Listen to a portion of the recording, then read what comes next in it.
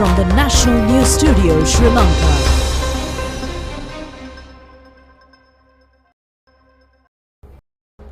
Hello and welcome to the National News Broadcast. We are live at the Sri Lanka Rupavahini Corporation Studios here in Colombo. I am Thilinu Udayaratna together with Natalia Veeravardhana. Coming up are our top stories for tonight.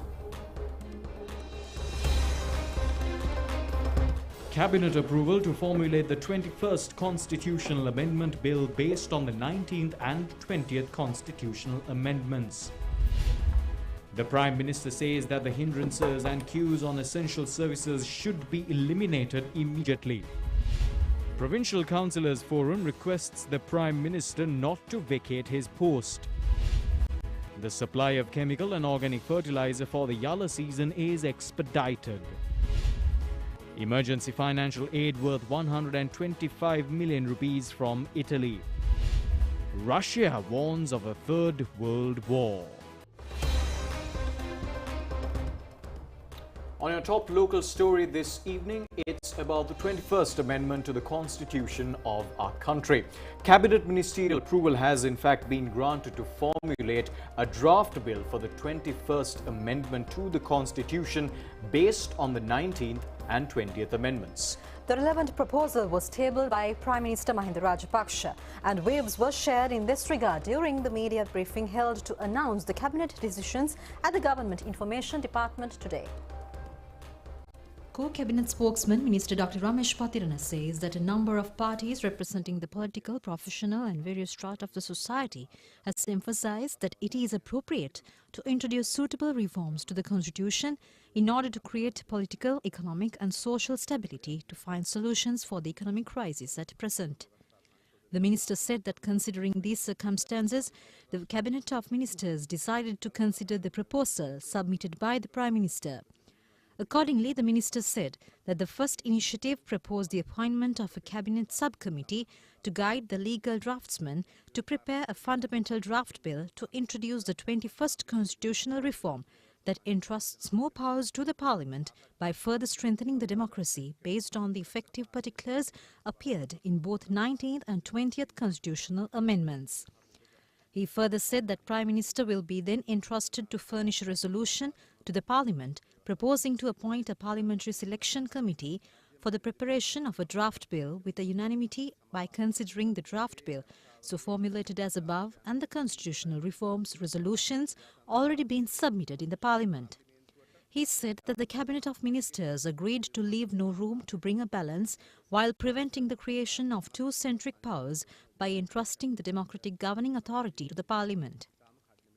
Cabinet spokesman Minister Nalaka Godaheva said that many countries use long-term residence visa issuance as a strategy to acquire foreign currency.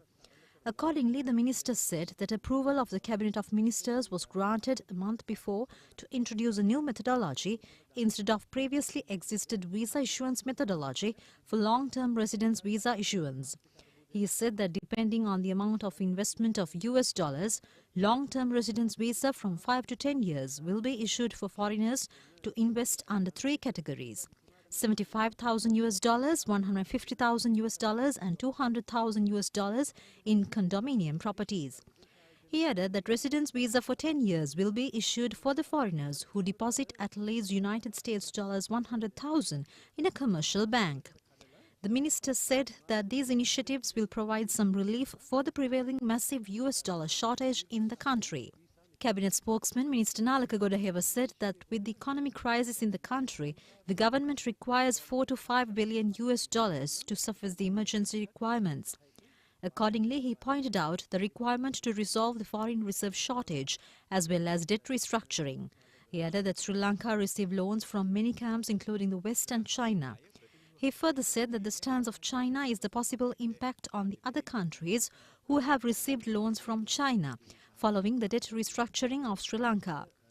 Accordingly, China has proposed to grant a loan to pay off the existing loans instead of the debt restructuring process.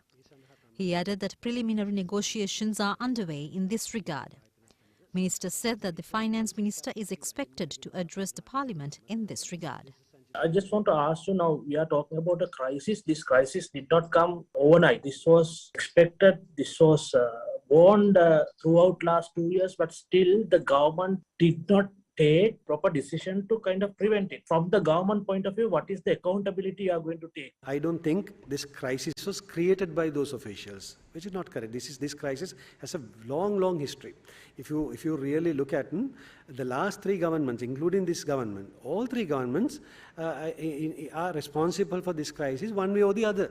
Because particularly the current crisis is mainly due to the debt crisis. Now, who started increasing the debt content in this country? In 2005, if I remember, we had about $10 billion foreign debts.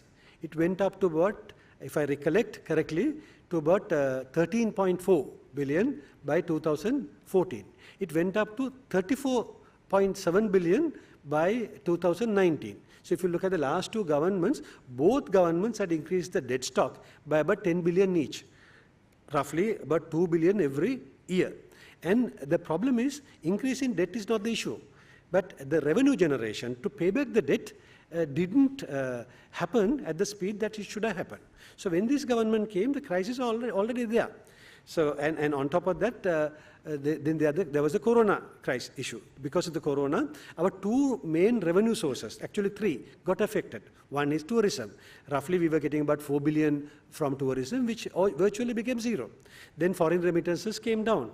Investments came down. So the inflow got badly affected for 2 years. So that issue, plus several other issues, the only mistake, as far as I'm concerned, those officials whom you mentioned or whoever did was not taking corrective action on time. That has been very clearly explained and admitted by the Honorable Ali Sabri, the Finance Minister. So I do not have to elaborate. So fault is everywhere.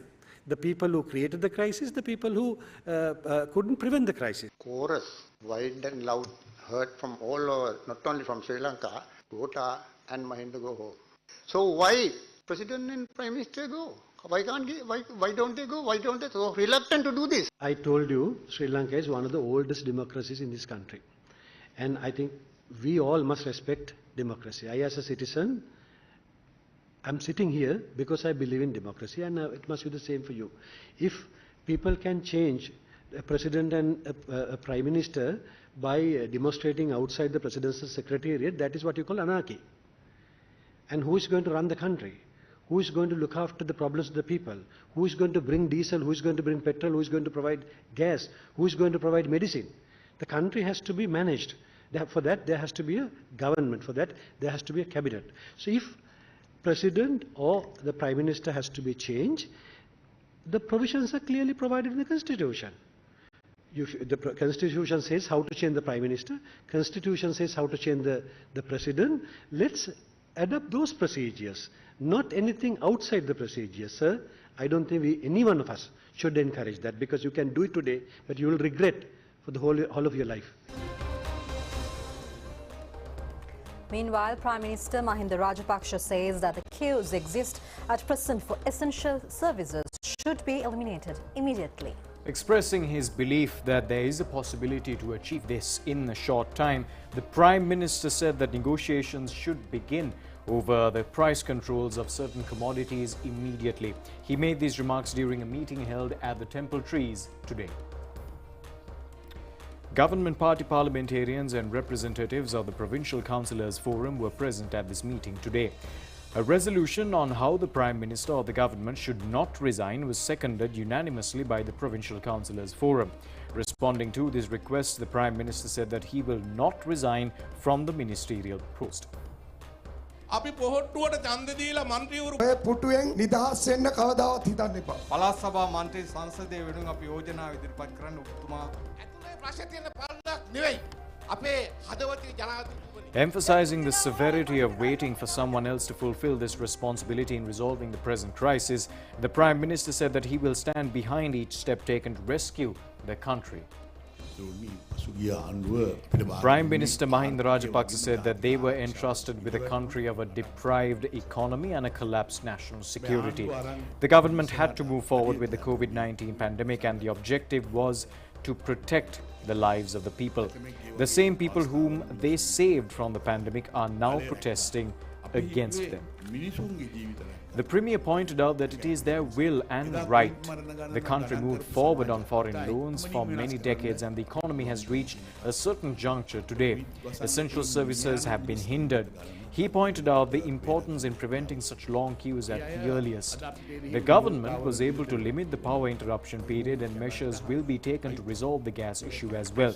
Negotiations should be conducted to reduce the price rates of commodities. They were falsely criticized for possessing assets in other countries which have been proven baseless. Their efforts saw the end of the humanitarian operations in Sri Lanka. The government moved on and moved forward to rebuild the nation without engaging in politics based on the war victory. Those who were unable to take revenge from then rallying at the Goldface Green today seems to be quite redundant. The government invited protesters for negotiations, but they ignored this opportunity. He added that the patience to endure various opposing stances politically has been built up for many years. Certain entities have also urged other countries not to help Sri Lanka at this juncture. However, friendly nations have agreed to assist the government to resolve the present crisis.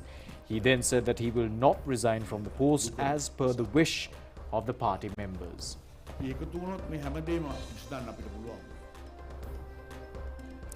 World Bank has agreed to provide $600 million worth financial assistance to Sri Lanka as a solution for the prevailing economic difficulties.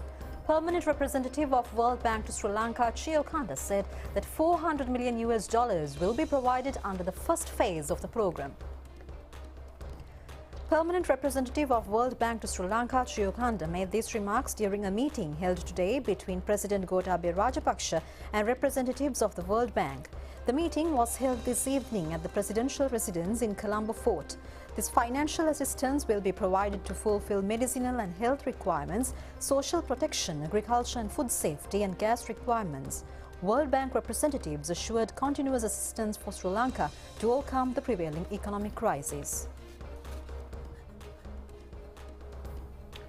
The Cabinet of Ministers has granted approval for the establishment of a mechanism for the evaluation of proposals related to furnishing foreign exchange and energy supplied and contributed by various entities and parties. The resolution was furnished by Prime Minister Mahinda Rajapaksa. Certain friendly states, international suppliers and local private sector forward various sorts of bilateral concessionary loans, energy supplies and energy sector related resolutions as remedies to the foreign exchange crisis prevailing in the country. Therefore, the approval was granted to the resolution to appoint a committee headed by the Secretary to the Prime Minister and comprising 4 secretaries to the ministries to submit recommendation on the actions to be taken in this regard to those proposals, considering and analysing the contemporary importance of those proposals. Approval of the Cabinet of Ministers was granted to introduce a new methodology instead of previously existed visa issuance methodology. Long-term residence visa will be issued for foreigners who invest at least $75,000 and over from 5 to 10 years. Residence visa for 10 years will be issued to the foreigners who deposit at least United States $100,000 in a commercial bank. The proposal was presented by the President Gotabaya Rajapaksa. The Cabinet of Ministers approved the proposal presented by the Minister Kanchana Wijesekara to advise legal draftsmen to draft bill to amend the Petroleum Products Act, making provisions to issue license to selected specific sectors of the economy to import and use the fuel they require individually.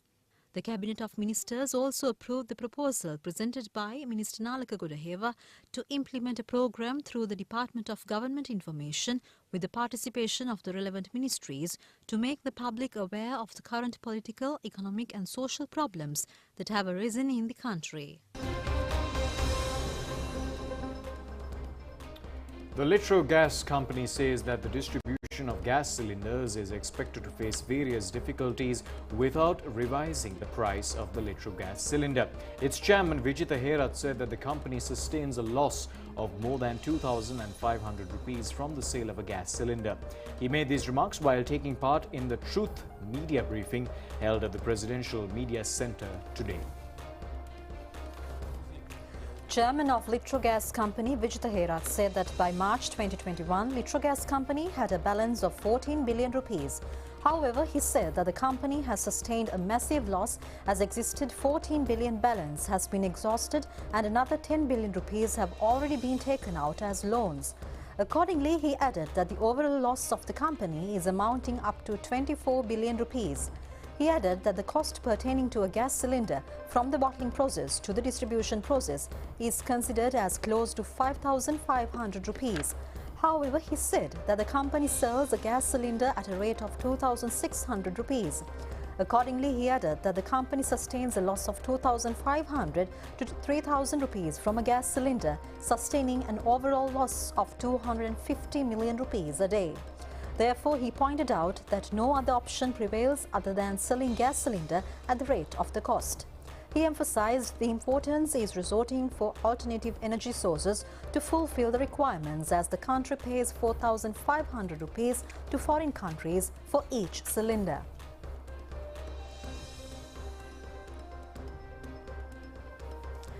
The uninterrupted distribution of fuel for filling stations across the country is currently underway. A vast number of buses was utilized in this regard. A special discussion was held today over the future fuel orders and distributions at the Ceylon Petroleum Corporation. The discussion was held with the participation of Minister Kanchana Wijesekara. Discussions were held over the uninterrupted supply and distribution of fuel. It was observed that the queues near filling stations in Colombo and suburbs have reduced even today. Adequate quantities of fuel stocks have been delivered to filling stations in Polonnaruwa. Queues near filling stations in the northern province are gradually reducing at present. The issuance of fuel in Batiklo is currently underway in a normalized manner. Adequate quantities of fuel have been supplied for filling stations in Hambantota as well. Well, Minister Janaka Vakkumbura says accelerated measures have been taken to provide necessary fertilizer required for farmers. He made these remarks during a meeting held with fertilizer suppliers and ministry officials at the Agriculture Ministry. The minister said that necessary steps will be taken to distribute chemical and organic fertilizer required for the upcoming Yalla season across the country without any shortages. The relevant letters of credit have been opened for importation of chemical fertilizer targeting the Yalla season. Steps have been taken for the accelerated distribution of fertilizer through state fertilizer companies. The minister further said that steps have been taken by the Ministry of Finance to issue required financial provisions to resolve issues pertaining to fertilizer suppliers. District agriculture directors were instructed to provide a report to the Secretary of the Agricultural Ministry over the progress achieved in the recently initiated Saubhagya Home Gardening Campaign program. Chairman of the Sri Lanka National Constructions Association, Susantha Lienarachi, alleged that the Importers Association behind the recent price hikes of cement. He made these remarks to the media today. Chairman of the Sri Lanka National Constructions Association, Susantha Lienarachi, said that the prices were not increased even during the coronavirus period. However, such attempts would hinder the development of the country. Cement prices are determined by cement importers. He said that the government is not involved over the price hikes. Mechanisms were in place previously over the price increases. The Importers Association decides the rate of cement.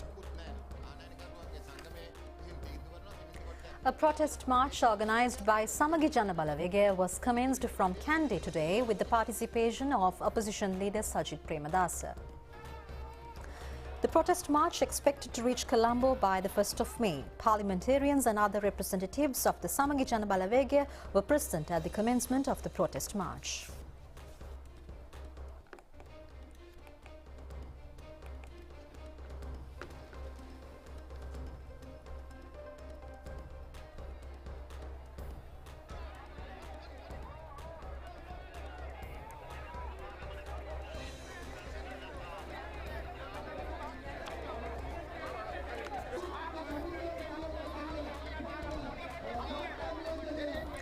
Meanwhile, parliamentarian Vasudeva Nanakar says the opposition leader wasting time by organising protests when many measures should be taken against the government within the parliament in accordance to constitutional provisions. Parliamentarian Vasudeva Nanayakkara urged the opposition to sign and present the no-confidence motion in the parliament without engaging in large-scale rallies and street protests to topple the government. The Samagi Jana Balavega has no intention to form an all-party government. All should rally together without any reservations. He said that the no-confidence motion process has been delayed by 3 weeks by the main opposition itself.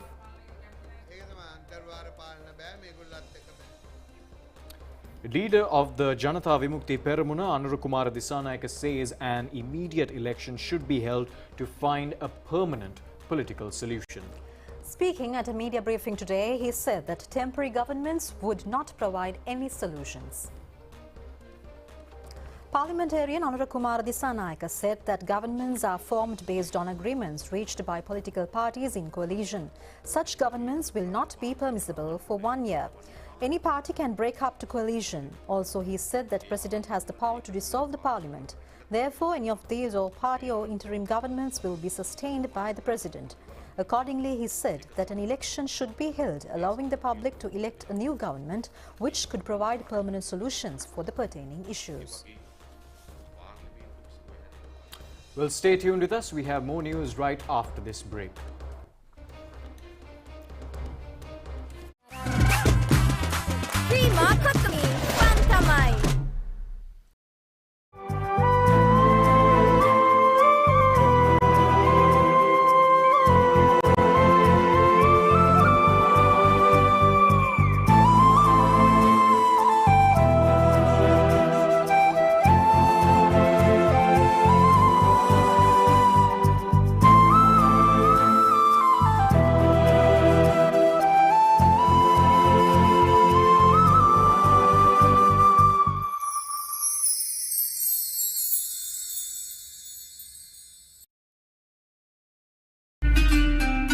சொத்து நிலம் மொத்தத்தை சுத்தமென வெள்ளாவி வைத்து வெளுத்து துவைத்து எம்மை குடம் போட்ட ரமலான் புறப்பட்டு போயிற்று. அடிமனதை ஆசைகளை நாணமுறச் செய்துவிட்டு அவசரமாய் நம் ரமலான் புறப்பட்டு போயிற்று.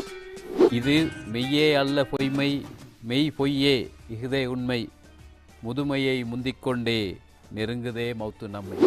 நாங்க போற நீங்க வாரா என்று எதுவும் கேளாது புடம் போட்ட ரமலான் புறப்பட்டே போயிற்று.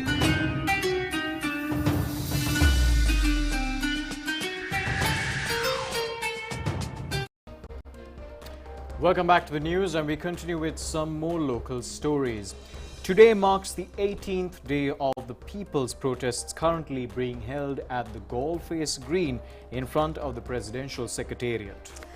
Various groups are engaging in protests in front of the Presidential Secretariat while camping in the agitation site. Reports have indicated that the vehicular traffic on the main road continued without any hindrances. Another group engaged in a protest in the Gaulface Green yesterday, protesting over the death of the person who died in Ramukkana from police shooting. Another group engaged in a protest in front of temple trees in Kolpiti. Kolpiti police requested the courts to issue an injunction order following a protest organized by a few people at the site. However, the courts rejected the request. Chairman of the Panashaya Daruo organization, Venerable Professor Iduragare Dhammaratanathera, says that a risk prevails over the inclusion of separatist resolutions into the 21st Amendment of the Constitution. Venerable Induragare Dhammaratanathera reminds that 35 revisions were included into the 19th Amendment during the committee stage debate using unlimited power. Directing a letter under the title 21st Constitutional Amendment to Parliamentarian President's Council Vijayadasa Rajapaksa today, Venerable Dhammaratanathera made these remarks. The public or the protesters have not demanded for a revision of the vulnerable provisions of the 19th Amendment in this crisis. The opinion of Venerable Dhammaratanathera is that various entities will gain power to include many provisions into such constitutional amendments at a time when the majority of the government has been challenged. A similar instance was also observed when the 19th Amendment was presented. In his letter, the Thera has pointed out that such moves would betray all commitments of war heroes who sacrificed their lives and limbs for the nation.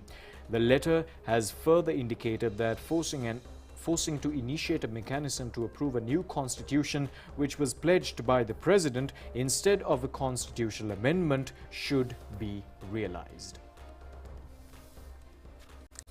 Kalmunai magistrate has permitted to exhume the remains of Pulastini Mahendran alias Sarah Jasmine for a DNA examination.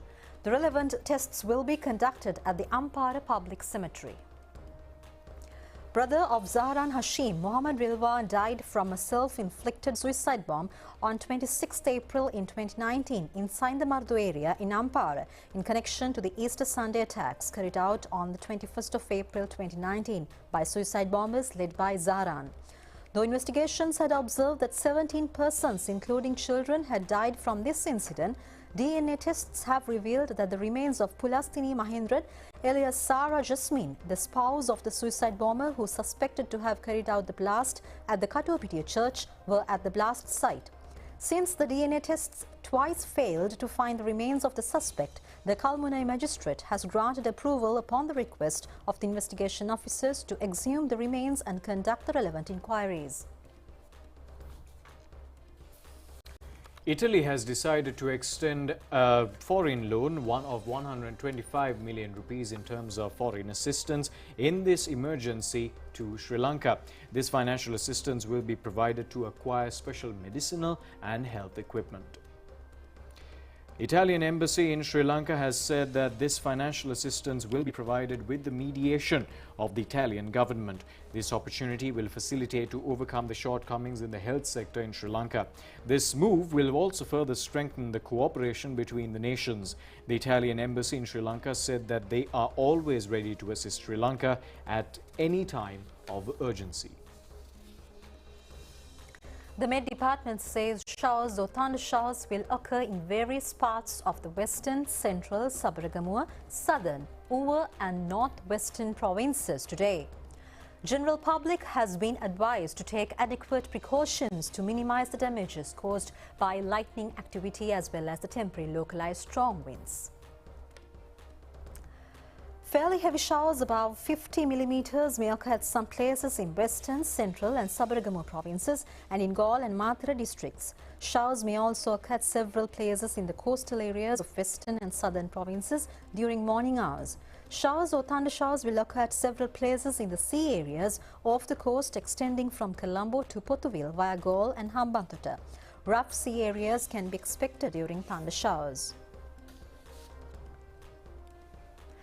We'll move into a short break and we'll bring you foreign news right after this.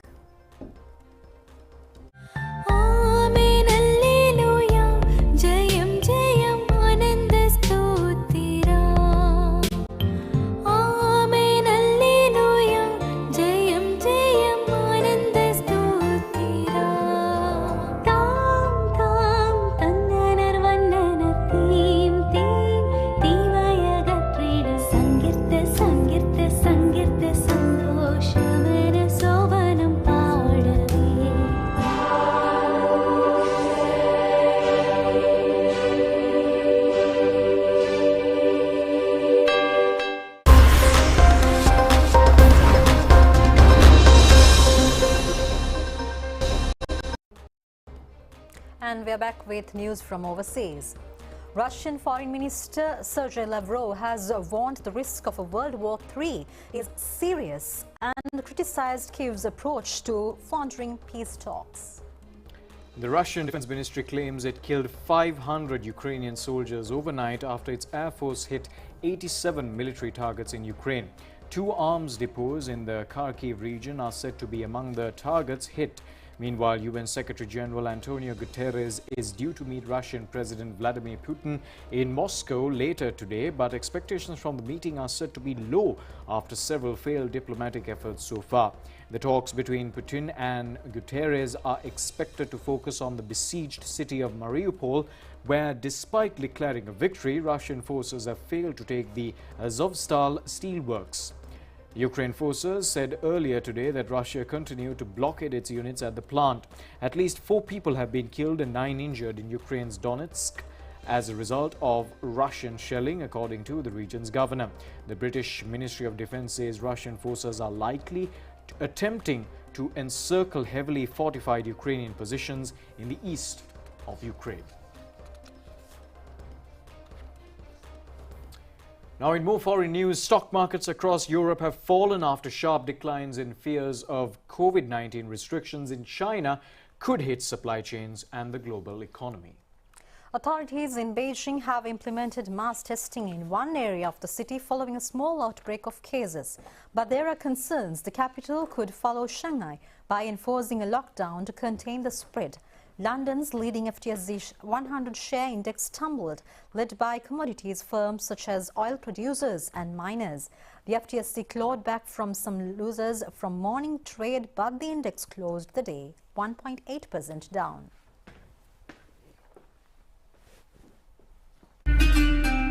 சொத்து நிலம் மொத்தத்தை சுத்தமென வெள்ளாவி வைத்து வெளுத்து துவைத்து எம்மை குடம் போட்ட ரமலான் புறப்பட்டு போயிற்று. அடிமனதை ஆசைகளை நாணமுறச் செய்துவிட்டு அவசரமாய் நம் ரமலான் புறப்பட்டு போயிற்று.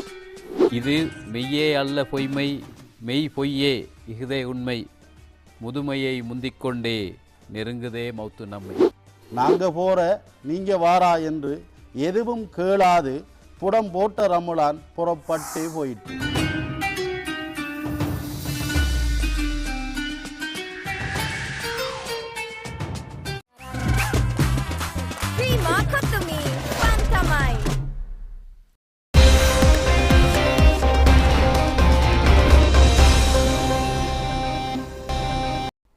And on sports news for tonight, it's a sensational day for athletics in Sri Lanka as Yupun Abekun sets a new world record at the Athletics Championship in Italy. Yupun Abekun was able to secure the record by finishing the 150-meter competition in 15.16 seconds. And Japanese athlete Yoshidi Karyo was the previous record holder with a record of 15.35 seconds in 2017.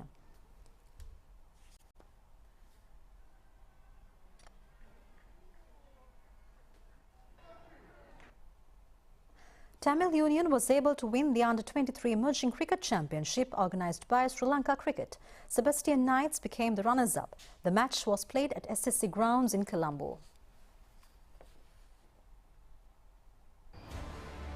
Emerging Sri Lanka team set to take part in a tour in England next month. Sri Lanka team expected to play 3 4-day matches and 3 T20 matches. Punjab Kings secured a win in an Indian Premier League match played against Chennai Super Kings yesterday. Match was played in Wankhede Stadium.